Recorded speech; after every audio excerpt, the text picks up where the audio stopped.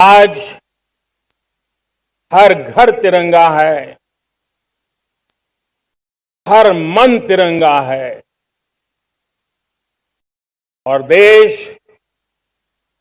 उत्साह और उमंग के साथ नए संकल्पों को लेकर के आज आगे बढ़ रहा है। आप सबको स्वतंत्रता दिवस की बहुत बहुत शुभकामनाएं।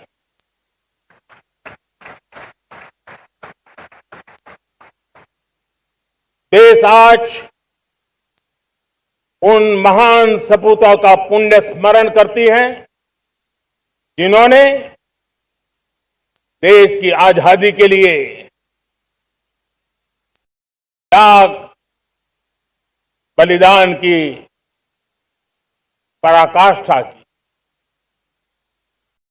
अपने तप त्याग और बलिदान से आजादी के एकमात्र लक्ष्य को लेकर के अपनी पूरी जिंदगी खपा दी। पूज्य बापू समेत सभी स्वातंत्र सेनानियों को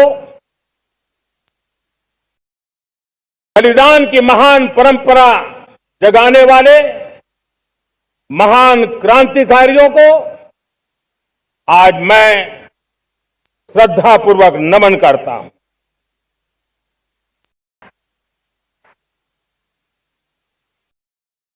आज जो इस समारोह में उपस्थित है उन सब के लिए आज एक ऐतिहासिक पल भी है।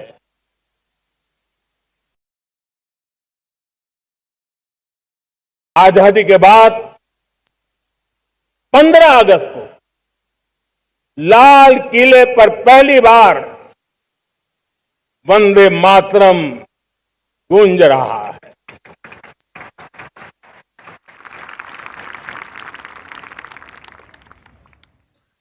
आज जब हम देश के लोग वंदे मातरम के 150 वर्ष मना रहे हैं तो इससे बड़ा उत्तम अवसर क्या हो सकता है। मेरे प्यारे देशवासियों, पिछले दिनों देश के कुछ हिस्सों में बाढ़ का प्रकोप रहा, भूस्खलन का प्रकोप रहा, अनेक परिवार प्रभावित हुए। उनके दुख दर्द को हम भली भांति अनुभव करते हैं। पीड़ित परिवारों को मैं विश्वास दिलाता हूं कि हम और पूरा देश उनके साथ खड़े हैं। मेरे प्यारे देशवासियों, कोई भी राष्ट्र महान बनता है तब अपनी सिद्धियों को प्राप्त करता है जब अपने सपनों, अपने संकल्पों और अपने सामर्थ्य के दम पर आगे बढ़ता है। मेरे देशवासियों, अब छोटे सपनों से चलने वाला नहीं है। हमें बड़े सपने, क्योंकि बड़े सपने हमारी सोच को भी विस्तार देते हैं, हमारी सोच की क्षितिज को विस्तृत करते हैं। हमारे संकल्प दृढ़ होने चाहिए। जब संकल्प दृढ़ होता है तो कठिनाइयों से, आपदाओं के बीच से रास्ते निकालने का सामर्थ्य अपने आप उभर करके आता है। और मेरे प्यारे देशवासियों, हमारे संकल्प भी ऊंचे होने चाहिए, क्योंकि जब सपने ऊंचे होते हैं संकल्प ऊंचे होते हैं तो हमारे सामर्थ्य की ऊंचाई भी बढ़ती है, हमारे प्रयासों की ऊंचाई भी बढ़ती है और तब जाकर के हम सपनों को साकार कर सकते हैं। मेरे प्यारे देशवासियों, आज भारत ने भी एक बहुत बड़ा सपना देखा है, दृढ़ संकल्प के साथ देखा है, नई ऊंचाइयों को छूने के लिए देखा है। और वो सपना है जब आजादी के 100 साल होंगे, 2047 में हम विकसित भारत बना के रहेंगे। 140 करोड़ देशवासियों के पुरुषार्थ से इस लक्ष्य को हमें हासिल करना है। और जब दुनिया की सबसे बड़ी आबादी वाला देश विकसित होने का संकल्प लेता है तो ये दुनिया की नजरों में भी हमारे साहस का परिचायक बन जाता है। दुनिया हमारी तरफ देखने का नजरिया बदलने के लिए मजबूर हो जाती है। हमारे देशवासियों, और मैं ऐसे ही नहीं कह रहा हूं, पिछले 12 वर्ष में देश के कोटि कोटि नागरिकों ने, दलित हो, पीड़ित हो, वंचित हो, आदिवासी हो, गांव में रहने वाला हो, शहर में रहने वाला हो, गरीब हो, मध्यम वर्ग का हो, युवा हो, बुजुर्ग हो, नारी हो, पुरुष हो, उत्तर हो, दक्षिण हो, पूर्व हो, पश्चिम हो, हर किसी ने पिछले 12 साल में एक संकल्प के साथ, समर्पण के साथ देश को नई ऊंचाइयों पर ले जाने में हर प्रकार से प्रयास किया है। मैं उनके इस प्रयासों का आदरपूर्वक स्वीकार करता और उसी का परिणाम है कि इतने कम समय में 25 करोड़ देशवासी गरीबी को परास्त करके गरीबी से बाहर निकले हैं। इन्हीं देशवासियों का प्रयास का परिणाम है कि हम कभी फ्रेजाइल 5 में गिरे जाते थे। 12 साल के भीतर भीतर हम एक मेजर इकोनॉमी में फास्टेस्ट ग्रोइंग इकोनॉमी बन गए हैं। साथियों, देश आजाद हुआ, बहुत सारे सपने लेकर के आजाद हुआ, लेकिन हम गति नहीं पकड़ पाए, रफ्तार नहीं पकड़ पाए। होती है, चलती है, अरे हो जाएगा, देखा जाएगा, उसी में खोए रहे। 2014 तक आते आते तो पूरे विश्व ने हमें फ्रेजाइल 5 के उस में डंप कर दिया था। ऐसे समय पिछले 12 साल में भारत ने एक नई रफ्तार पकड़ी, तेज गति से हम आगे बढ़ रहे हैं और देशवासियों का संकल्प है कि अब 140 करोड़ देशवासियों के संकल्प को, सामर्थ्य को रोकना नामुमकिन है। प्यारे देशवासियों, पिछले 12 वर्षों में डिफेंस प्रोडक्शन करीब 4 गुना हुआ, खादी और ग्रामोद्योग का उत्पादन करीब 5 गुना हुआ, इलेक्ट्रॉनिक मैन्युफैक्चरिंग करीब 7 गुना बढ़ा, आधुनिक रेलवे कोच का निर्माण 21 गुना बढ़ा, मोबाइल फोन उत्पादन 33 गुना बढ़ा। इतना ही नहीं, आधुनिक युग को देकर के भी डिजिटल और इनोवेशन की दुनिया में भी हमने अपना परचम लहराया। इंटरनेट यूजर, इंटरनेट कंज्यूमर करीब करीब 4 गुना बढ़े, पेटेंट ग्रांट होने की संख्या 4 गुना बढ़ी, डिजिटल ट्रांजैक्शन 100 गुना बढ़े। सामान्य मानवीय की सुविधाओं की तरफ भी हमने उतना ही गंभीरता से काम किया। हर साल औसतन 15 गुना ज्यादा तेजी से हमने नल से जल कनेक्शन दिए। हर साल औसतन 6 गुनी ज्यादा रफ्तार से लोगों को गैस कनेक्शन दिए। हर साल 4 गुनी रफ्तार से गरीबों के लिए टॉयलेट बनाने का काम किया। हर साल 3 गुना ज्यादा तेजी से गरीबों को घर देने का काम किया। देश ने गवर्नेंस में भी बहुत बदलाव लाया। हजारों की संख्या में कंप्लायंसेस खत्म किए। सैकड़ों की तादाद में पुराने कानून खत्म किए। पिछली शताब्दी के कानूनों से 21वीं शताब्दी की मार्च नहीं हो सकती। हमने आधुनिक इंफ्रास्ट्रक्चर के लिए मेट्रो का विस्तार किया। हमने पब्लिक ट्रांसपोर्ट को ताकत दी।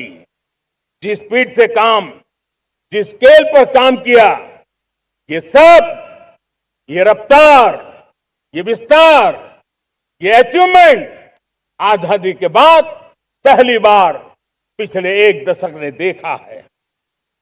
और जब इतनी सारी सिद्धियां हमारे सामने हो, इतनी तेज गति दिखाई देती हो, देशवासियों का सामर्थ्य पल पल प्रकट होता है, तब तो 2047 में विकसित भारत बनने का संकल्प कभी भी अधूरा नहीं रह सकता है। ये सारे आंकड़े इस बात की गवाही देते हैं कि हम आगे बढ़ने वाले हैं। मेरे प्यारे देशवासियों, लेकिन उसके लिए आत्मविश्वास की जरूरत होती है, आत्मगौरव की जरूरत होती है, और साथ साथ आत्मनिर्भर भारत होना भी बहुत जरूरी होता है। और इसलिए बीते वर्षों में हमारा कन्विक्शन रहा है कि भारत को हमें अब दूसरे देशों पर निर्भर रह करके नहीं जीना चाहिए। हमें आत्मनिर्भर बनना चाहिए।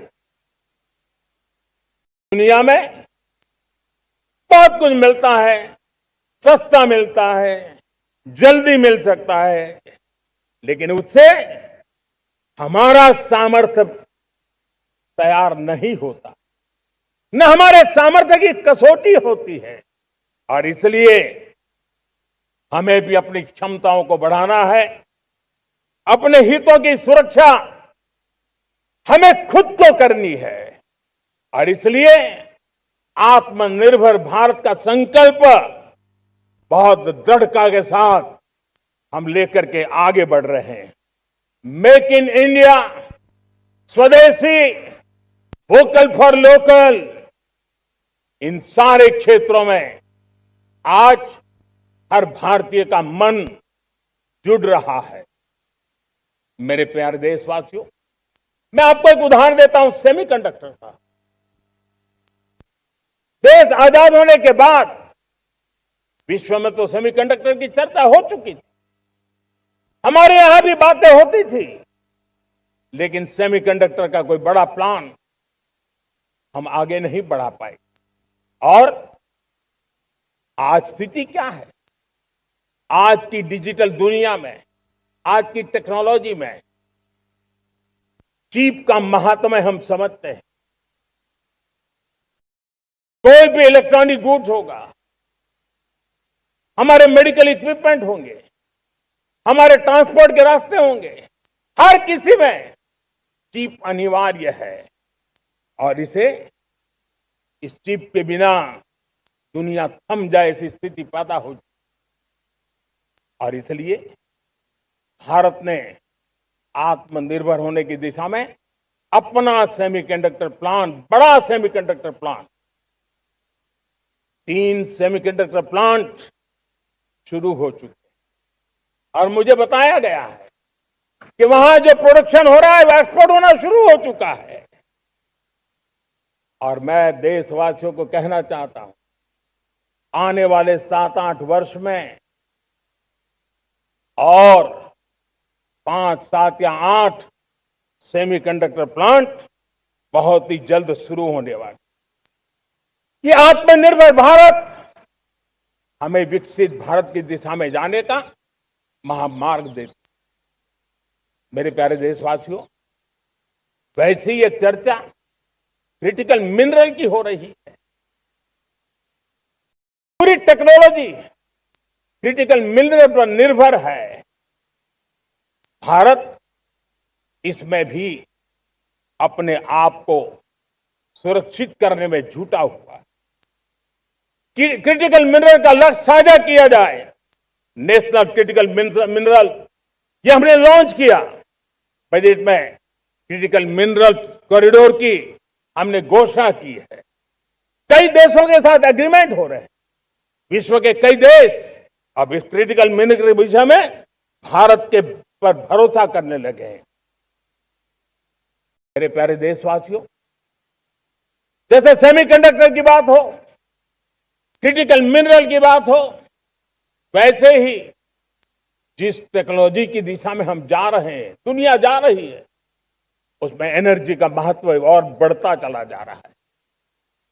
अब एनर्जी के बिना भी नई दुनिया को चलाना मुश्किल है और इसलिए हमें चिप हो, एआई हो, डेटा सेंटर हो, हमें बहुत बड़ी मात्रा में बिजली की जरूरत होगी। एनर्जी सिक्योरिटी ये हमारे समय की मांग है और इसलिए हमने पहले से ही उस दिशा में एक के बाद एक मजबूत कदम उठाए हैं। एनर्जी सिक्योरिटी का एक बड़ा माध्यम है परमाणु ऊर्जा, न्यूक्लियर एनर्जी। हमने पार्लियामेंट में शांति एक्ट पास कर करके एक नए लक्ष्य तरफ जाने का रास्ता तय कर लिया है। 2047 तक हम 100 गीगावाट न्यूक्लियर पावर का लक्ष्य लेकर के चल रहे हैं। इसी एक दशक में हम 5 नए न्यूक्लियर रिएक्टर शुरू करने का लक्ष्य लेकर के चल रहे हैं। इस वर्ष भारत ने फास्ट ब्रीडर न्यूक्लियर टेक्नोलॉजी में महारत हासिल करके एक अहम पड़ाव पार किया है और उसके कारण परमाणु ईंधन में आत्मनिर्भर बनने की दिशा में हमें एक बहुत बड़ा सफलता का कदम हमने रखा है। मेरे प्यारे देशवासियों, कई बार संसाधनों की कमी के कारण देश रुकता नहीं है, लेकिन रुकने का कारण सोच की सीमाएं होती हैं। जब सोच बंध जाती है, सीमाओं में सड़ने लग जाती है, तब हम अपने सामर्थ्य को भी पहचान नहीं पाते हैं। देश को आज कच्चे तेल पर निर्भर रहना पड़ रहा है और हमारी गलत सोच के कारण है। आप जान के हैरान हो जाएंगे, हमने समुद्री तट पे 99% हमारा समुद्री तट का पूरा हिस्सा ऐसी सोच के कारण नो गो एरिया घोषित करके रखा था। हमने ही समंदर के अंदर जाकर के एक्सप्लोरेशन न करने का निर्णय कर लिया था। ये सोच का दारिद्र्य था। हमने फैसला किया ये नहीं चल सकता। हमने उस 99% को जो कभी नो गो एरिया हुआ करते थे, हमने उसको गो एहेड एरिया के रूप में खुला कर दिया है और अब हम समुद्र के भीतर भी एक्सप्लोरेशन करने की और नए नए भंडार खोजने की दिशा में हम प्रवृत्त हैं, हम प्रयास कर रहे हैं। हमने पिछले वर्ष उसी दिशा में एक महत्वपूर्ण कदम रखते हुए समुद्र मंथन की घोषणा की थी और पिछले दिनों हमने 85,000 करोड़ रुपए इस काम के लिए आवंटित करके काम को गति देने का निर्णय कर लिया है। मेरे प्यारे देशवासियों, एनर्जी सिक्योरिटी, इसका मैंने कहा कि हमें ऑल्टरनेट स्रोतों की तरफ भी पूरी शक्ति लगाना बहुत जरूरी है और इसलिए ऊर्जा का सही इस्तेमाल बढ़ाते हुए भारत इसी दिशा में आज तेजी से काम कर रहा है। 2014 से पहले, मतलब आज से 12 साल पहले, हमारे देश में सिर्फ 70 शहरों में पाइप से गैस की व्यवस्था थी, पाइप से गैस डिस्ट्रीब्यूशन होता था। 12 साल में इन 70 शहरों को हमने 700 शहरों तक पहुंचा दिया है। ये होती है रफ्तार, ये होता है विस्तार। 2014 के पहले मुश्किल से 20-22 लाख घरों में पाइप से गैस पहुंचता था। आज 2.25 करोड़ घरों में पाइप से गैस पहुंचाने का काम हो रहा है। 12 वर्ष पहले देश में सोलर एनर्जी की कैपेसिटी सिर्फ 2 गीगावाट थी। 2 गीगावाट, आज 160 गीगावाट हमने प्राप्त किया है लक्ष्य। मेरे प्यारे देशवासियों, मैं एक और जानकारी देता हूं। हमने इसका लाभ देश के मध्यम वर्ग को, सामान्य परिवार को मिले, इस तरफ भी उतना ही ध्यान केंद्रित किया। हमने पीएम सूर्यघर मुफ्त बिजली योजना चालू की और आज मुझे संतोष है कि इतने कम समय में 50 लाख घरों का सोलर एनर्जी का काम हम आंकड़ा पार कर चुके हैं। तेजी से चल रहा है और उसके कारण हजारों घरों का बिजली बिल 0 हो गया है। हजारों घर अपनी बिजली का उपयोग करने से अतिरिक्त बिजली आज बेच करके कमाई कर रहे हैं। हर परिवार को हम इस काम के लिए 80,000 रुपया सरकार की तरफ से एक एक परिवार को मदद दी जा रही है, तब जाकर के हम इस काम को पूरा कर रहे हैं। मेरे प्यारे देशवासियों, आपको जानकर के हैरानी होगी, ये जो हमारी रेलवे है उसका इलेक्ट्रिफिकेशन का काम हमारे देश में 1925 में शुरू हुआ था। 1925 में इलेक्ट्रिफिकेशन का काम शुरू हुआ, लेकिन 90 साल में 1925 से लेकर के 90 साल में सिर्फ 30% रेल का इलेक्ट्रिफिकेशन हुआ था। यानी 90 साल में 30%। हमारी रफ्तार देखिए, लक्ष्य को पाने के लिए हमारी दौड़ देख लीजिए।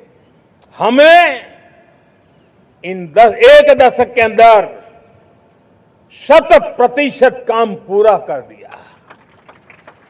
90 साल में 30%, 10 साल में 70%, ये होता है काम। और इसके कारण डीजल जो हमें बाहर से लाना पड़ता है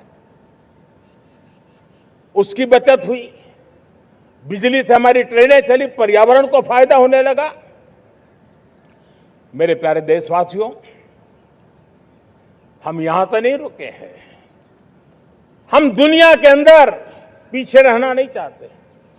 पिछले दिनों आपने खबर सुनी होगी, भारत ने ईंधन का नया क्षेत्र को भी छू लिया है। देश ने पहली हाइड्रोजन से चलने वाली ट्रेन शुरू कर दी है और मुझे खुशी है, ये सबसे लंबी ट्रेन है और सबसे ताकतवर ट्रेन है और दुनिया में हाइड्रोजन ट्रेन के क्षेत्र में भी भारत ने अपना झंडा गाड़ दिया है। प्यारे देशवासियों, पिछले 10-12 साल हम लगातार 2047 के लक्ष्य को पाने के लिए दौड़ रहे हैं। एक के बाद एक सोपान सिद्ध कर रहे हैं। हमने सोचा भी नहीं था कि हमें इसमें भी कुछ मुसीबतों का झेलना पड़ेगा। पिछले 10-12 वर्ष में कितने संकटों का सामना करना पड़ा। कोरोना जैसी वैश्विक महामारी ने पूरी दुनिया को चिंता में डाल दिया था। सारी व्यवस्थाएं चरमरा गई थी।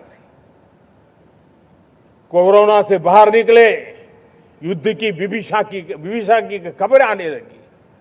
कहीं यूक्रेन तो कहीं पश्चिम एशिया, हर जगह पे तनाव का माहौल। और पता नहीं भविष्यवेत्ताओं ने तो न जाने क्या क्या घोषणाएं कर दी थी। देश को डराना, देश को भयभीत रखना, देश को चिंतित रखना, इसी में कुछ लोगों को आनंद आता है। वैक्सीन नहीं मिलेगी, कोविड में लोग बचेंगे नहीं, कुछ भी नहीं होने वाला। वेस्ट एशिया का क्राइसिस आया, पेट्रोल पंप पे पेट्रोल नहीं मिलेगा, गैस नहीं मिलेगा, डीजल नहीं मिलेगा, फर्टिलाइजर नहीं मिलेगा।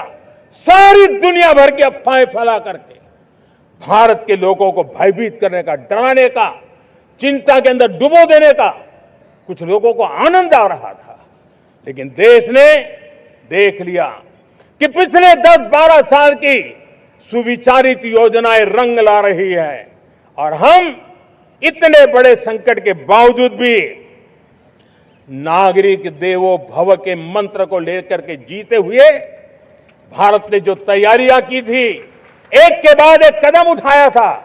सोचा नहीं था कि संकट आएगा, लेकिन उस संकट के समय में ये सारी चीजें काम आ गई और आज देश में गैस भी है, पेट्रोल भी है, यूरिया भी है। हम अपनी ताकत के ऊपर खड़े हो रहे, चल रहे। मेरे प्यारे देशवासियों, दुनिया के इन संकटों का प्रभाव हर किसी पर हुआ, हम भी अछूते नहीं। यूरिया के दाम दुनिया में 3,000 रुपया पहुंच गए एक बोरी का। आज भी हम मेरे देश के किसानों को वो बोझ सहने के लिए मजबूर नहीं कर रहे हैं। सरकार अपने कंधों पर वो बोझ उठा रहा है और दुनिया से जो 3,000 रुपया में यूरिया का बोरा हमें मिलता है, वो हमारे किसानों को हम सिर्फ 300 रुपये में दे पाते हैं। इतना ही नहीं, डीएपी आज दुनिया में बाजार 5,000 पहुंच चुका है। लेकिन मेरे देश के किसानों को दिक्कत ना हो, इसलिए 1,350 रुपये में आज भी डीएपी देने का काम हम कर रहे हैं। मेरे प्यारे देशवासियों, एक समय था जब मैं आत्मनिर्भरता की बात कर रहा था तो कुछ लोग एयर कंडीशन चैम्बर में बैठ करके सोचने वाले लोग हमें बता रहे थे ग्लोबलाइजेशन का क्या होगा। लेकिन दुनिया देख रही है कि पिछले एक दशक में ऐसा लग रहा है कि दुनिया ने ग्लोबलाइजेशन बोलना ही बंद कर दिया है। जहां से ग्लोबलाइजेशन की आवाज आती थी वो बंद सुनाई नहीं देती है। दुनिया का हर देश अपनी अपनी संभालों के मिजाज की तरफ गया है। लेकिन दुर्भाग्य से इस संकट के कालखंड में कुछ लोगों ने अपना रुतबा दिखाने के लिए संसाधनों को वेपनाइज करने का खेल खेला है। दुनिया अपने पास जो कुछ भी है उसको वेपनाइज करने में लगी है।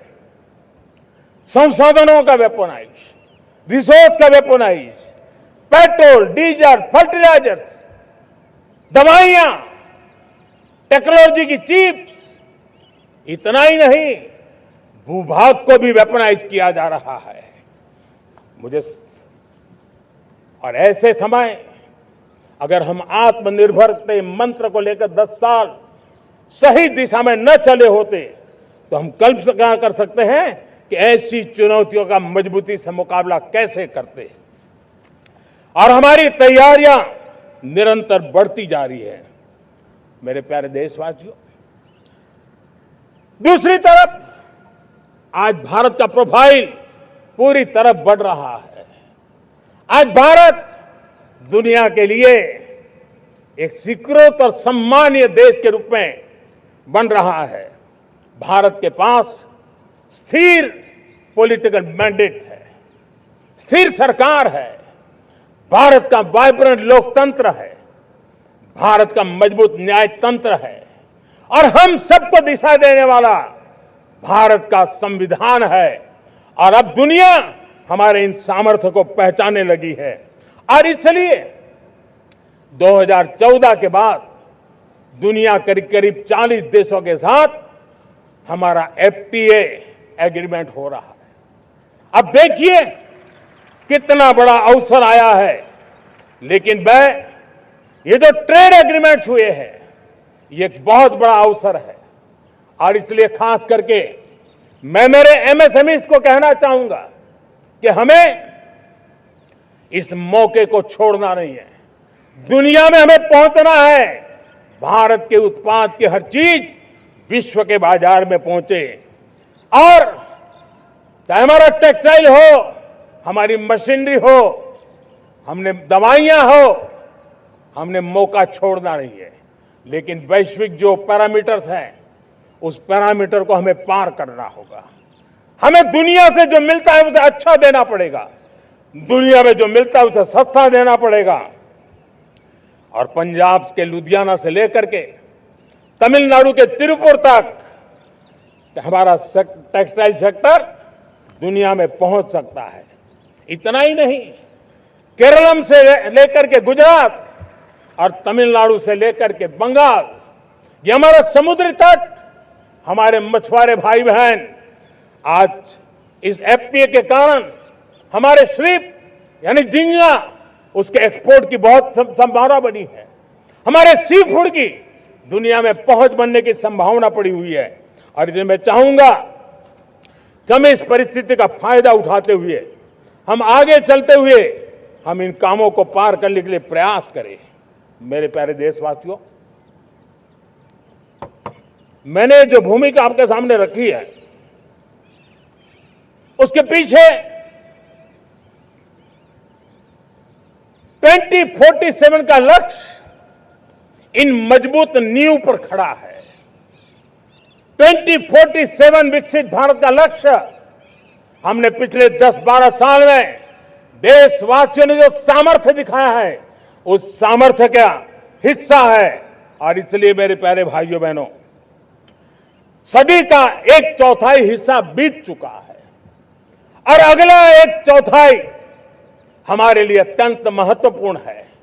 अब हम रुक नहीं सकते हैं, हमारी गति नहीं रुक सकती है, हमारी दिशा तय हो चुकी है, हमें प्राप्त करके रहना है। और इसके लिए हमें अपना वर्क कल्चर बदलना होगा। हमारे वर्क कल्चर को बदलते हुए हमें हमारी सोच को भी बदलना होगा, हमें हमारे काम की गति को भी बदलना होगा।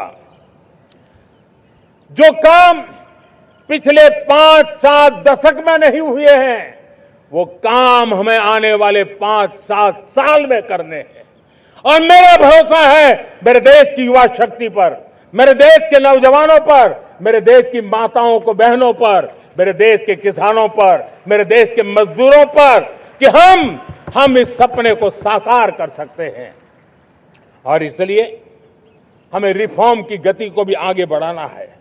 और जब मैं रिफॉर्म की बात कर रहा हूं, रिफॉर्म नहीं हमारे लिए कोई कंपल्सन है, नहीं रिफॉर्म ये हमारे के लिए कोई बजबड़ है, हमारे लिए रिफॉर्म ये कन्विक्शन है। आउट ऑफ कन्विक्शन हम रिफॉर्म एक्सप्रेस पर चल पड़े हैं और हम आने वाले दिनों में भी नेक्स्ट लेवल रिफॉर्म की ओर बढ़ने वाले हैं। और इसलिए सरकार, समाज, उद्योग, उत्पादक, किसान, हर किसी ने अपनी ट्रेडिशनल व्यवस्थाओं में रिफॉर्म करना पड़ेगा, सोच में रिफॉर्म करना होगा, अपने लक्ष्यों को रिफॉर्म करना होगा। और इसलिए मेरे प्यारे देशवासियों, हमें एक निश्चित दिशा में को लेकर के चलना होगा। मैं आज उस युग को भी याद करना चाहूंगा जब देश भारत का सामर्थ्य सप्त सिंधु के रूप में हम जानते थे, हम समझते थे, हम सुनते थे। अब विकसित भारत बनाने के लिए हमें नई धारा चाहिए। आज लाल किले की प्राचीर से मैं देश के सामने शक्ति की सप्त धारा का आवाहन करता हूं। आने वाले 5-7 साल में जो पिछले 5-7 दशक में नहीं हुआ, वो सप्त धारा के सामर्थ्य से, शक्ति से हम देश को नई ऊंचाई, नई गति देंगे और नए लक्ष्यों को पार करने वाला सामर्थ्य देंगे। और इसके साथ साथ देश की युवा शक्ति का सामर्थ्य का भरपूर राष्ट्र निर्माण में उपयोग होगा। उनकी शक्ति जोड़ी जाएगी। आने वाले दिनों में जब मैं सप्तधारा की बात करता हूं, सप्तधारा की पहली शक्ति है मैन्युफैक्चरिंग पावर।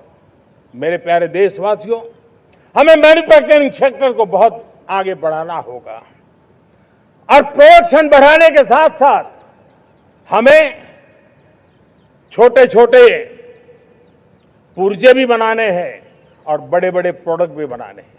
पूरा वैल्यू चेन हमारा होना चाहिए और उसे लेकर के चलना। हमें कंपोनेंट भी चाहिए और हमें कंप्लीट मैन्युफैक्चरिंग भी चाहिए, कंप्लीट प्रोडक्ट भी चाहिए।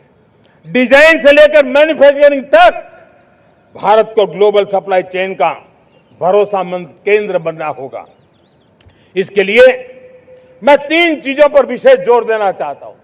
मैन्युफैक्चरिंग के क्षेत्र में जो मेरे भाई बहन हैं, ये समय का ये अवसर है, इस अवसर को जाने मत दें।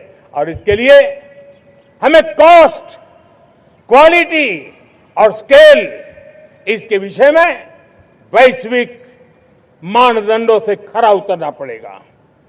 हमारी फैक्ट्रीज कॉम्पिटिटिव हो, हमारे प्रोडक्ट्स यूजर फ्रेंडली हो, हमारा पैकेजिंग दुनिया के लोगों को लुभावने वाला हो, आकर्षित करने वाला हो, हमारा जीरो डिफेक्ट प्रिसीजन मैन्युफैक्चरिंग, ये हमारी पहचान बनना चाहिए। हर मैन्युफैक्चरर, हर एंटरप्रेन्योर, हर एमएसएमई से मैं कहना चाहता हूं, ग्लोबल मार्केट में हमारी पहचान विश्वसनीयता और गुणवत्ता के आधार पर होनी चाहिए। क्वालिटी के संबंध में नो कॉम्प्रोमाइज, और इसलिए हमारा मंत्र क्वालिटी, क्वालिटी, क्वालिटी होना चाहिए। यही हमारा ग्लोबल ब्रांड वैल्यू बनेगा। मेरे प्यारे देशवासियों, इस सप्तधारा की दूसरी शक्ति है कृषि और फूड प्रोडक्शन, फूड प्रोसेसिंग। हमें इस दिशा में आगे बढ़ना होगा। हमारे किसानों ने, अब दुनिया के बाजार खुल चुके हैं, एफपीए के कारण हमें एक बहुत बड़ा मार्केट मिल रहा है। हमें वहां पहुंचना है, हमें उस जगह को हाथ लगाना है। हमें खेत से लेकर एक्सपोर्ट मार्केट की ओर जाना होगा। हमारे पारंपरिक खान पान हो, हमारे मिलेट्स हो, हमारे मसाला हो, हमारे फल हो, फूल हो, क्या कुछ नहीं है हमारे पास, वो ग्लोबल ब्रांड्स बनने चाहिए। हमारे किसान केमिकल फ्री खेती को बल देंगे, दुनिया में इनकी मांग और बढ़ने वाली है। और जो ग्लोबल पैरामीटर्स के अंदर हर प्रकार से सिद्ध होने वाले हमारे एग्रो प्रोडक्ट होंगे, तो दुनिया में हम आसानी से पहुंच पाएंगे। मेरी सप्तधारा की तीसरी शक्ति है टेक्नोलॉजी और इनोवेशन। मेरे प्यारे देशवासियों, आज जमाना एआई का है, क्वांटम का है, स्पेस का है, रोबोटिक्स का है, डेटा सेंटर्स का है। पूरी तरह एक नया क्षेत्र खुल चुका है और इमर्जिंग टेक्नोलॉजी ये भी हर पल हमें चुनौती दे रही है। और इसलिए देश को दुनिया के लिए मार्केट नहीं बना देना, हमें इनोवेशन का हब बनना है। हमने यूपीआई और डिजिटल पब्लिक इंफ्रास्ट्रक्चर में लोहा मनवा लिया है, हमारी ताकत का परिचय करवा दिया है। अब भारत को डिजिटल पब्लिक टेक्नोलॉजी, उसको भी दुनिया के कोने कोने तक पहुंचाना है। भारत को नेक्स्ट जनरेशन कम्युनिकेशन टेक्नोलॉजी में लीड करना है। मेड इन इंडिया 6G हर कोने में पहुंचे, ये हमारा लक्ष्य होना चाहिए और हमें उसमें तेजी करनी चाहिए और इसके लिए हमारा प्रयास कम नहीं होना चाहिए। सप्तधारा की चौथी शक्ति है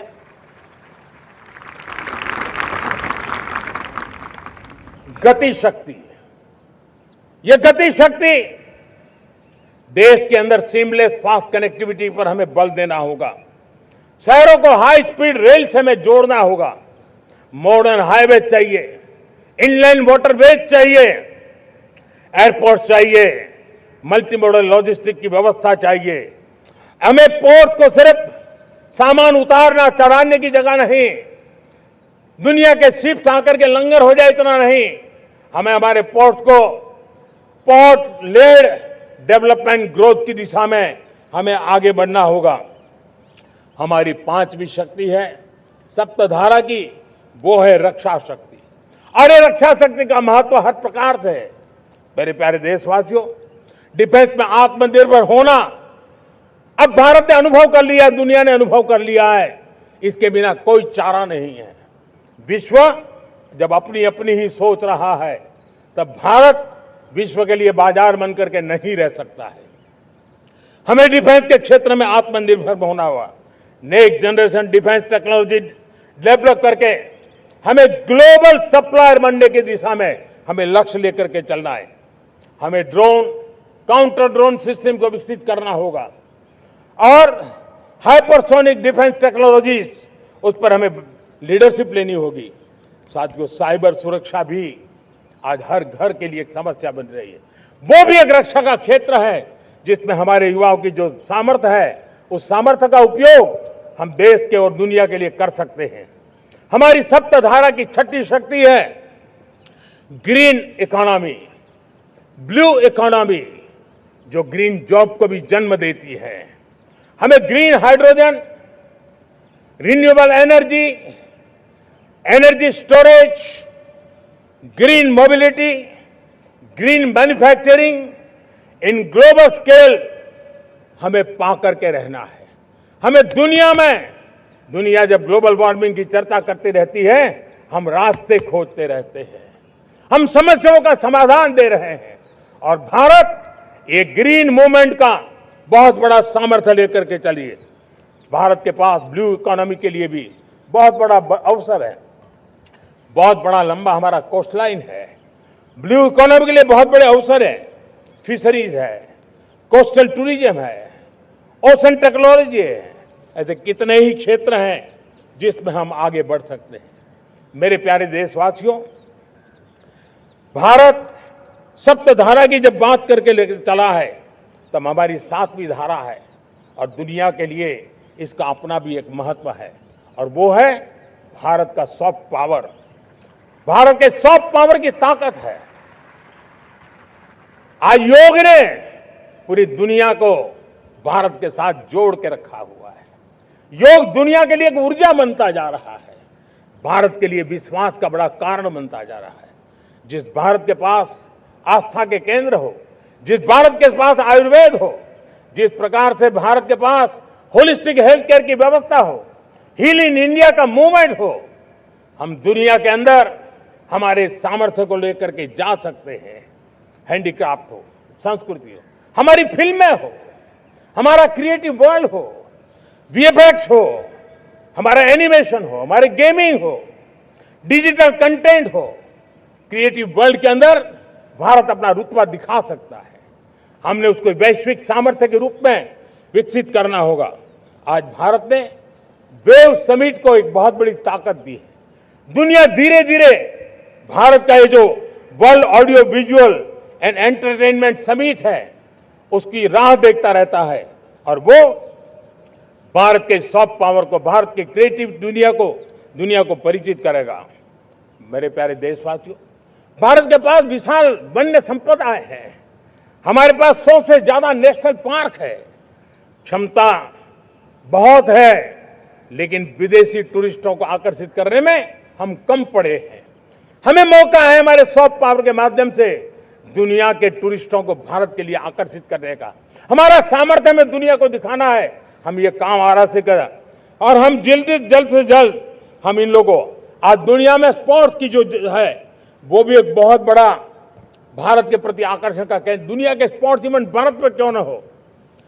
कॉन्स्टेंट इकोनॉमी बहुत बढ़ रही है, देश के नौजवानों का आकर्षण है। विश्व का हर कोई कलाकार चाहता है कभी न कभी भारत की धरती पर अपना कॉन्सर्ट करे। ये एक बहुत बड़ा अवसर है, हमें इसको मोबिलाइज करने के लिए व्यवस्थाएं खड़ी करनी होगी। साथियों, सप्तधारा की इन 7 शक्तियां उद्देश्य सिर्फ एक सेक्टर में प्रगति करने का नहीं है। एक होलिस्टिक अप्रोच के साथ हमें राष्ट्र को जो लक्ष्य लेकर के हम चल रहे हैं, जो एम्बिशन लेकर के चल रहे हैं, उस स्केल को हमें पार करने की दिशा में काम करना है। मेरे प्यारे देशवासियों, कुछ चीजें मैंने बताई हैं, लेकिन मैं इससे भी आगे सोचता हूं। मैं जरा देश को झकझोरना चाहता हूं, मैं देश की शक्ति को भी झकझोरना चाहता हूं। देश यानी सिर्फ सरकार नहीं होती है, देश यानी हर नागरिक जुड़ता है। क्या हम सोच नहीं सकते कि फॉर्च्यून 500 की चर्चा तो बहुत सुनते हैं, आने वाले एक दशक में इन फॉर्च्यून 500 में 50 कंपनियां भारत की क्यों न हो, ये लक्ष्य हमारा क्यों न होना चाहिए। आज बैंकिंग सेक्टर फल फूल रहा है। दुनिया की टॉप बैंक के अंदर भारत की बैंक का झंडा भी क्यों न फहरता हो। भारत की बैंक भी टॉप बैंक 5 बैंक में भारत की भी एक बैंक होनी चाहिए। भारत की फार्मा की दिशा में हमने बहुत काम किया है, लेकिन समय की मांग है कि दुनिया की 5 बड़ी फार्मा कंपनियों में भारत की भी 1-2 फार्मा कंपनियों का नाम गूंजना चाहिए। भारत उसमें अपना स्थान बनाना चाहिए। लॉ फर्म्स होते हैं, रेटिंग एजेंसी होती है। क्या समय की मांग नहीं है कि ग्लोबल लीडरशिप अब हमारे हाथ में होनी चाहिए? टैलेंट है, सामर्थ्य है, हमारा लंबा इतिहास भी है, भाषाओं पर हमारा प्रभुत्व है, हमें विश्व में पहुंचना चाहिए। हमारी कोई कंसल्टिंग फर्म, अकाउंटिंग फर्म दुनिया के टॉप फर्म्स के अंदर क्यों नहीं होनी चाहिए? भारत की टेक्नोलॉजी कंपनियां दुनिया के अंदर सिरमौर हो, यह हमारा लक्ष्य होना चाहिए। हमारे ऐसे ब्रांड हो जिससे दुनिया आकर्षित होती हो, हमारे ब्रांड हमारे देश की पहचान हो और विश्व के लिए एक डेस्टिनेशन बन जाए, उस दिशा में हमें काम करना है। और इसके लिए मैं राज्य सरकारों को कहना चाहता हूं, मैं स्थानिक स्वराज की संस्थाओं को कहना चाहता हूं, भारत सरकार का भी यह दायित्व है कि हमें हमारे रिफॉर्म की गति बढ़ानी होगी। हमें 2047 के लक्ष्य के अनुरूप हमारी व्यवस्थाओं को विकसित करना होगा। हमें बीते हुए काल के नीति नियमों से नहीं चल सकते, हमें आने वाले सपनों के हिसाब से नीति नियमों को गढ़ना होगा। और इसको अगर हम करेंगे तो मुझे पूरा विश्वास है और मैं देशवासियों को भरोसा देता हूं, इसी रास्ते मेहनत में कोई कमी न करते हुए हम विकसित भारत का सपना पार करके रहेंगे। हमें सबको मिलकर के चलना है, केंद्र सरकार हो, राज्य सरकार हो, इंडस्ट्री हो, हम सब ने मिलकर के आगे बढ़ना है। हमें रिफॉर्म्स करते रहना है, रिफॉर्म्स को आगे बढ़ाते रहना है। और मैंने पहले भी कहा था, हम रिफॉर्म कंपल्सन से नहीं, कन्विक्शन से कर रहे हैं, लक्ष्य को प्राप्त करने के लिए कर रहे हैं। मेरे प्यारे देशवासियों, जब मैं विकसित भारत की बात कर रहा हूं, देश को तेज गति से आगे बढ़ाने की बात कर रहा हूं, उसका सबसे बड़ा लाभार्थी कौन है? इन सारे प्रयासों का सबसे बड़ा साधक कौन है? अगर साधक है तो मेरे देश का युवा है, मेरे देश की युवा शक्ति है। विकसित भारत की यात्रा में युवाओं की बहुत बड़ी भूमिका है। इतना ही नहीं, विकसित भारत का सबसे बड़ा लाभार्थी भी मेरे देश का युवा है। और इसलिए हमें विकसित भारत के लक्ष्य को युवाओं के साथ जोड़ करके आगे बढ़ाना है। युवाओं हमारी सर्वोच्च प्राथमिकता के साथ हमें आगे बढ़ना है। साथियों, पिछले 10-12 साल में उस दिशा में बहुत कुछ हुआ है। स्टार्टअप इंडिया अभियान, आज पूरे देश में 2.5 लाख से ज्यादा रजिस्टर्ड स्टार्टअप बन गए। देश के नौजवान खुद तो काम कर रहे हैं, अनेकों को रोजगार दे रहे हैं। 1 लाख करोड़ रुपया इनोवेशन फंड भारत सरकार ने घोषित किया है। मैं देश को, नौजवानों को कहना चाहता हूं, आप अपने सपनों को लेकर के आइए, संसाधनों की कमी नहीं रहने देंगे। 1 लाख करोड़ रुपया आपके दिल दिमाग को सामर्थ्य देने का एक व्यवस्था हमने कर दी है।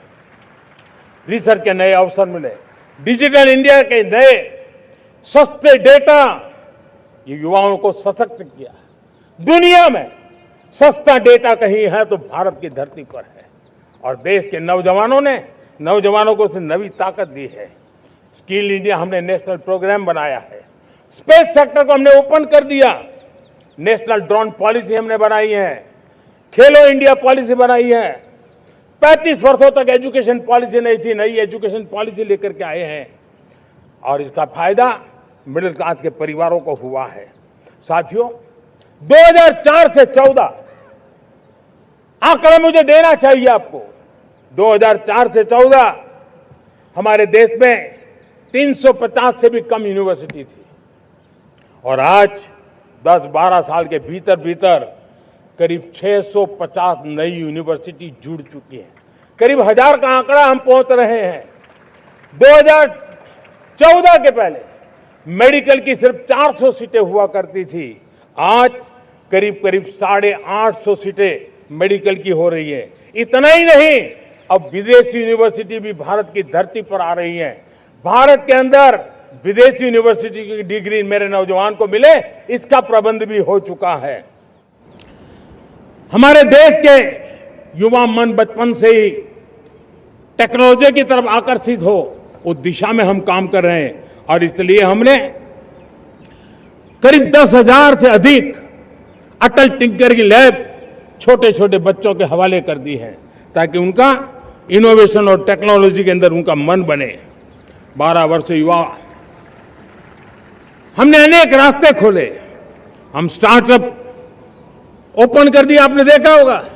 भारत के प्राइवेट स्टार्टअप 28 साल की एवरेज उम्र के बच्चों ने, नौजवानों ने दुनिया में पहले ही ट्रायल में अपना सैटेलाइट लॉन्च कर दिया और रॉकेट लॉन्च कर दिया। उन्होंने बहुत बड़ा काम कर दिया साथियों। आज करीब 2.5 लाख से ज्यादा रजिस्टर्ड स्टार्टअप है। हमने पिछले दिनों एआई इंपैक्ट समिट किया था। एआई का विस्तार बहुत तेजी से बढ़ रहा है। लाल किले से मैं देश के नौजवानों के लिए घोषणा करना चाहता हूं। हमने तय किया है कि आने वाले 1 वर्ष में 1 करोड़ युवाओं को एआई स्किल के लिए ट्रेनिंग देने का हम काम करेंगे ताकि हमारा देश का नौजवान एआई की दुनिया में भी नेतृत्व करने का सामर्थ्य। मेरे साथियों, बायो इकोनॉमी एक नया क्षेत्र है। एक समय था 2014 के पहले सिर्फ 60,000 करोड़ रुपए का बायो इकोनॉमी का काम होता था। मेरे देश के नौजवान, आपने क्या कमाल कर दिया है। देखिए, नीतियां जब सही होती है, लक्ष्य जब साफ होता है, तो मेरे देश के नौजवान कैसा करके थे। बायो इकोनॉमी में देश की युवा शक्ति ने सामर्थ्य दिखाया है। 2014 के पहले जो 60,000 करोड़ का कारोबार था, आज वो कारोबार बायो इकोनॉमी 20 लाख करोड़ पहुंच चुकी है। दोस्तों,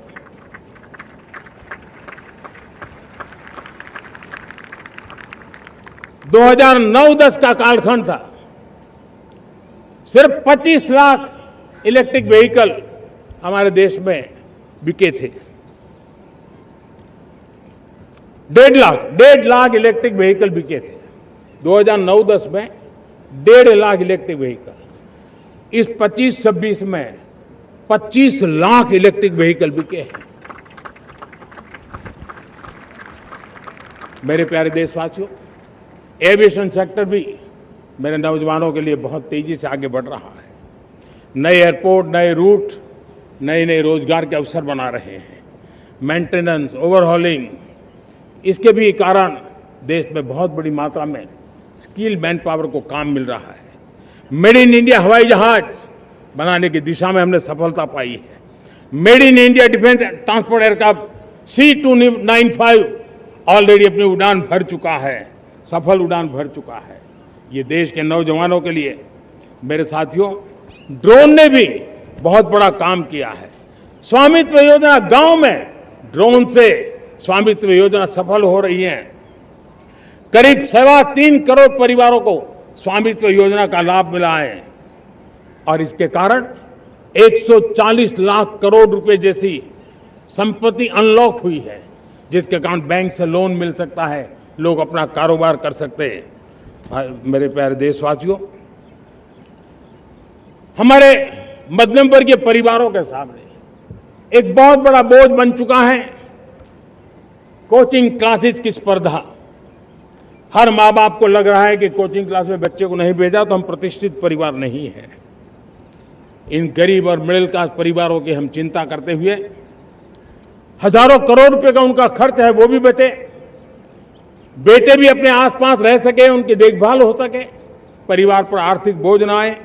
और इसलिए हमने युवाओं के लिए विभिन्न परीक्षाओं की फ्री ऑनलाइन कोचिंग हमने करने का निर्णय किया है।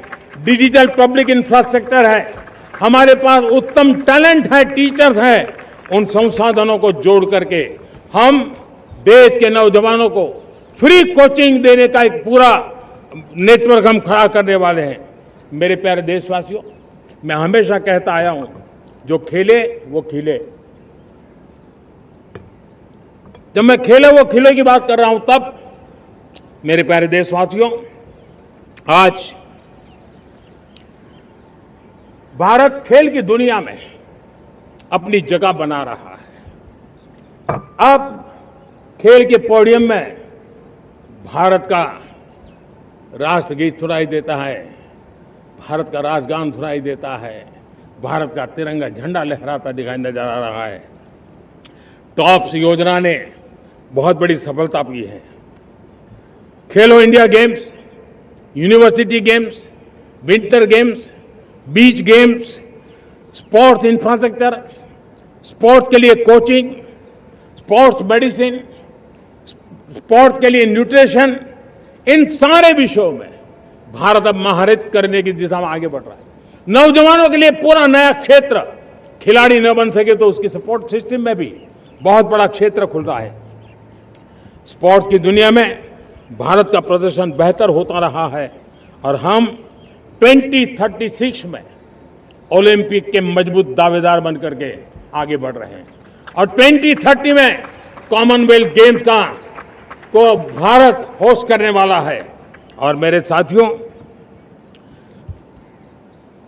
दुनिया में जो ओलंपिक की खेल होते हैं, करीब 40 प्रकार के गेम होते हैं और करीब 350-350 स्पर्धाएं होती हैं ओलंपिक में। और आपको जानकर के दुख होगा मेरे देशवासियों, मेरे नौजवानों, मैं आपको चुनौती देता हूं, मैं आह्वान करता हूं, मैं आपकी मदद चाहता हूं। 350 जितने स्पर्धाओं में भारत 2/3 खेलों में कहीं होता ही नहीं, हमारी मौजूदगी नहीं होती, हम क्वालिफाई नहीं होते हैं।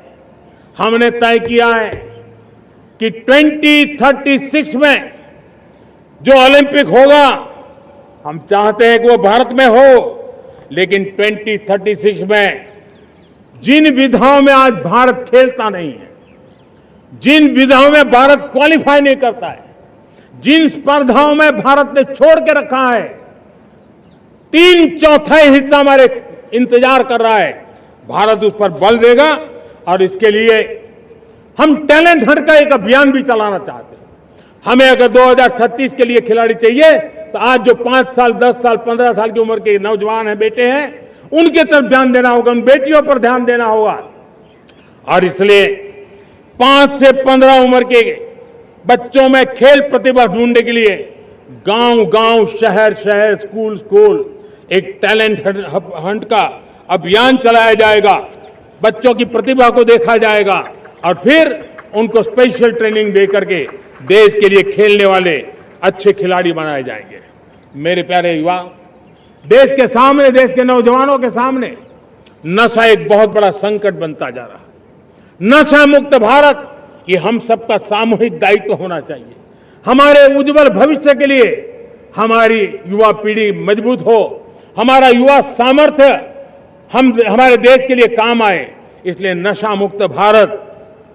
पिछले दिनों माय भारत के वॉलंटियर्स ने, देश के एनजीओ ने, देश के सामाजिक सांस्कृतिक संगठनों ने, देश के आध्यात्मिक पुरुषों ने मिलकर के नशा मुक्त भारत का 100 सप्ताह का एक कार्यक्रम तय किया है। 100 सप्ताह तक एक अभियान चलने वाला है। मैं हर परिवार को कहना चाहता हूं कि आप भी इस अभियान का हिस्सा बने, आप इसके साथ जुड़िए और देश के नशा मुक्त भारत के सपने को पूरा करने के लिए आप आगे आइए। मेरे प्यारे देशवासियों, 21वीं सदी में दशकों पुरानी जो चुनौतियां हैं, उन चुनौतियों को खत्म करना बहुत अनिवार्य है।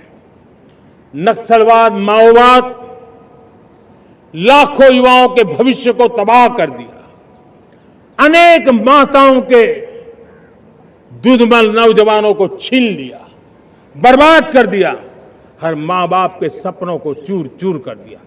इस नक्सलवाद ने 4 दशक तक हिंदुस्तान के बहुत बड़े हिस्से को, बहुत बड़ी आबादी को दबोच करके रखा था, बंदूक के नोक पर दबोच करके रखा था, संविधान की धज्जियां उड़ा दी थी और देश के सामान्य नागरिकों की रक्षा में 3,500 से ज्यादा हमारे पुलिस के, सुरक्षा बल के जवान शहीद हो गए।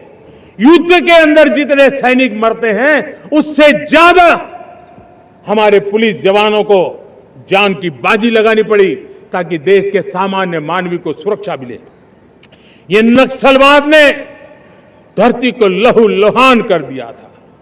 2014 में आपने जब हमें मौका दिया, उसी दिन हमने संकल्प लिया था कि हम देश को नक्सलवाद से मुक्त करेंगे।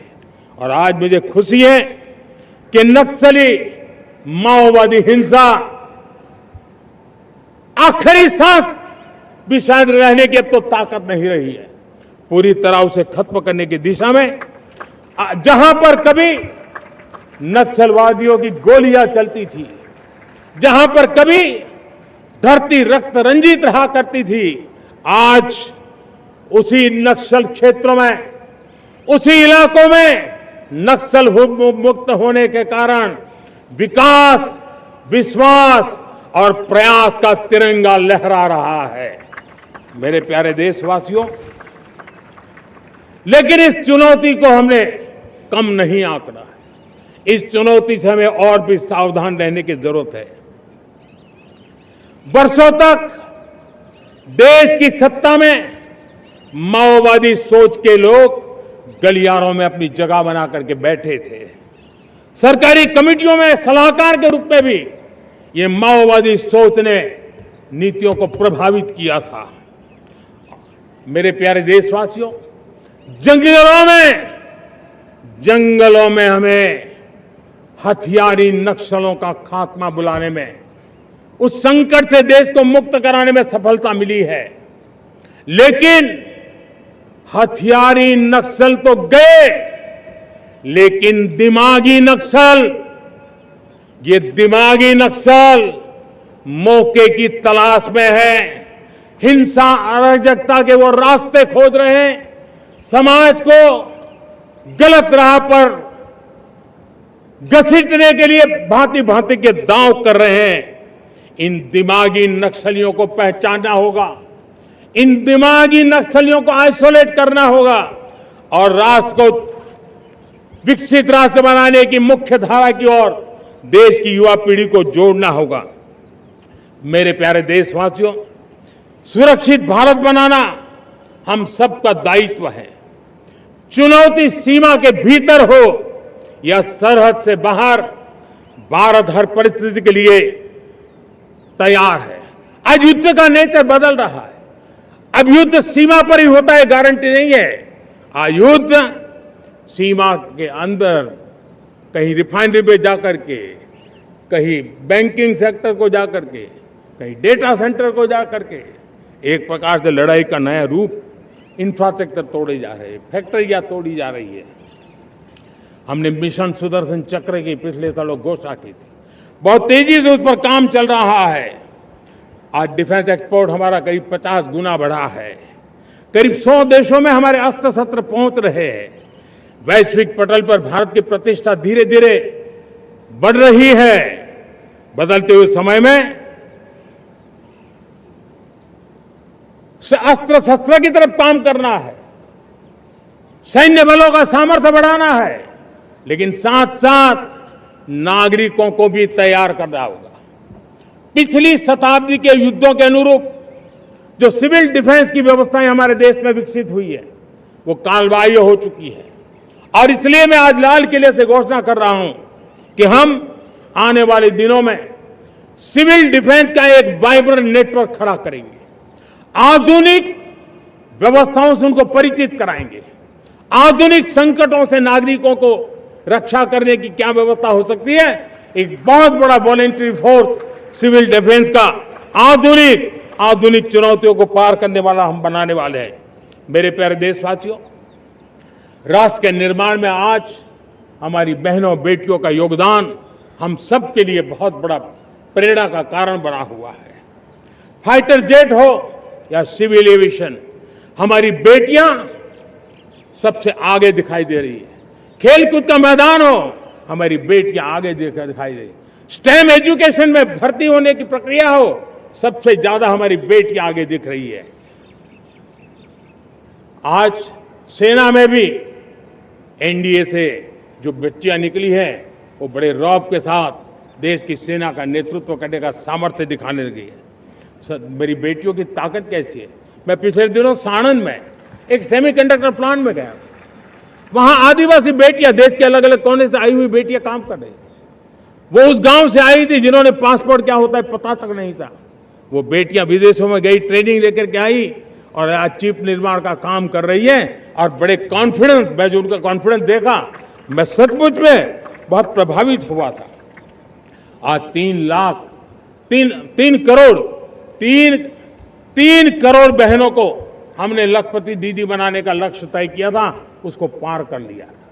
अब हम 6 करोड़ लखपति दीदी बनाने के लक्ष्य को लेकर के आगे बढ़ रहे हैं।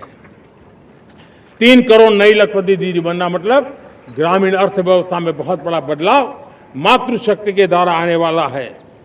मेरे प्यारे देशवासियों, आज पंचायतों में, नगर पालिका में, महानगर पालिका में बहुत बड़ी मात्रा में हमारी महिलाएं जनप्रतिनिधि बनकर के देश का मार्गदर्शन कर रही है, समस्याओं का समाधान कर रही है, बहुत ही सक्षम नेतृत्व दे रही है। और इसी को ध्यान में रखते हुए हमने पार्लियामेंट में नारी शक्ति वंदन अधिनियम पारित किया था, लेकिन किसी न किसी कारण से राजनीति के अखाड़े में पिछले 40 साल से ये सपना हमेशा राजनीतिक अखाड़े का शिकार हो गया है। मैं देश के सभी राजनीतिक दलों से आज लाल किले की प्राचीर से तिरंगे झंडे की छाया में खड़े होकर के प्रार्थना करता हूं, आग्रह करता हूं,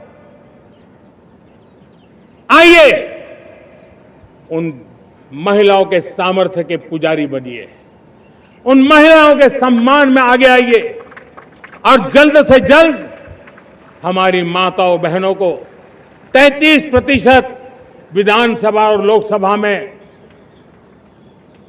उनको प्रतिनिधित्व मिले, वे भारत की नीति घड़तर के अंदर अपना योगदान दे। समय की मांग है और मैं सभी राजनीतिक दलों से फिर से आग्रह करता हूं, आइए महिला आरक्षण लागू करके महिला सम्मान में आप भी जुड़िए, आप भी यश लीजिए, आप भी क्रेडिट लीजिए, लेकिन मेरी माताओं बहनों को हक दीजिए। मेरे प्यारे देशवासियों, विकसित भारत का संकल्प तभी पूरा होगा जब विकास अंतिम व्यक्ति तक पहुंचेगा। 2014 से पहले सिर्फ 25 करोड़ लोगों के पास सोशल सिक्योरिटी का कवर था, सिर्फ 25 करोड़ के पास। साथियों, पिछले 5-7 दशक में सिर्फ 25 करोड़, हमने एक दशक के भीतर 100 करोड़ देशवासियों को सोशल सिक्योरिटी का कवच दिया है। आयुष्मान भारत योजना से 70 साल की उम्र उम्र के बुजुर्गों से भी आज 5 लाख रुपए तक मुफ्त दवाई की व्यवस्था हो रही है। करोड़ों करोड़ों परिवारों को इसके कारण बहुत बड़ी सुविधा मिली है। और इस आयुष्मान कार्ड के कारण 2 लाख करोड़ रुपया जो दवाई और ऑपरेशन के पीछे खर्च होना था, वो मेरे परिवारों के बच्चे हैं। वो गरीब परिवार है, वो मध्यम वर्ग के परिवार है, उनको इतनी बड़ी। मेरे प्यारे देशवासियों, आज मुझे एक काम के लिए आपकी मदद चाहिए। मैं आप सबसे एक मदद मांग रहा हूं। सभी नौजवानों से मैं चाहता हूं कि आप इसका नेतृत्व करिए। आपका 1 या 2 घंटे देश को बहुत बड़ी शक्ति देने वाले हैं। आपको लगेगा 1-2 घंटे में मैं देश की क्या शक्ति, मैं बताता हूं, आप बहुत बड़ी शक्ति बनने वाले हैं। और इसलिए हर घर में वातावरण बने। इन दिनों देश में जनगणना का काम हो रहा है, सेंसस का काम हो रहा है, गिनती चल रही है। और गिनती सिर्फ आंकड़ों से बात बनती नहीं है, उसकी बारीकियों से नीतियां बनती हैं, योजनाएं बनती हैं। देश आगे बढ़ने की अपनी रूपरेखा तैयार करता है और इसलिए सटीक जानकारियां होना बहुत जरूरी है। कभी कभी जो सरकार की तरफ से प्रतिनिधि आते हैं वो इतनी जल्दी में होते हैं, कभी स्पेलिंग एक लिख देते हैं, कभी अलग लिख देते हैं, और इसके कारण अल्टीमेट परिणाम हमें सही मिलने में दिक्कतें आती हैं। अब जब टेक्नोलॉजी अवेलेबल है और इस बार निर्णय किया है, आप स्वयं भी जनगणना में अपनी जानकारियां अपने मोबाइल फोन से भर करके दे सकते हैं।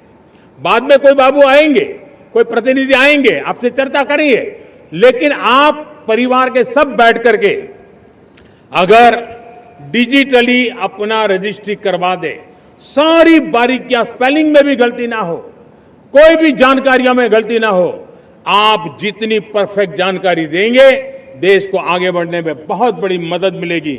और इसलिए मैं देश के नौजवानों को कहता हूं कि आप अपने परिवार के लोगों को बिठा करके पूरे फॉर्म को समझिए।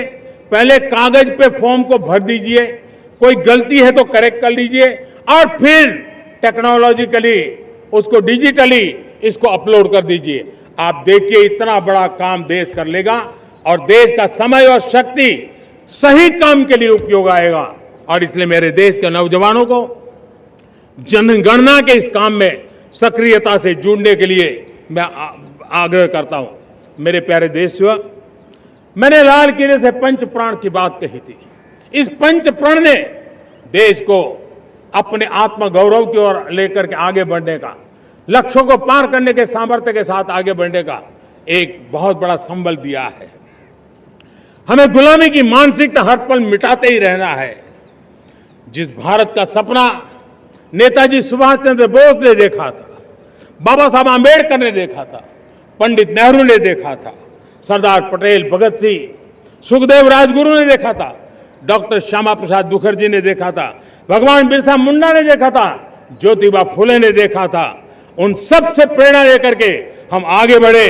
इस संकल्प को हम दोहराए, स्वयं से ऊपर राष्ट्र का हित हो, स्वयं से ऊपर राष्ट्र का हित हो और कर्तव्य ही हमारी पहचान हो। मैं सभी देशवासियों से कहूंगा, समय हमारा है। मैं सभी दिंगल पर्व पर आप सबको अनेक अनेक शुभकामनाएं। मेरे साथ बोलिए, भारत माता की, भारत माता की, भारत माता की, वंदे वंदे वंदे। बहुत बहुत धन्यवाद।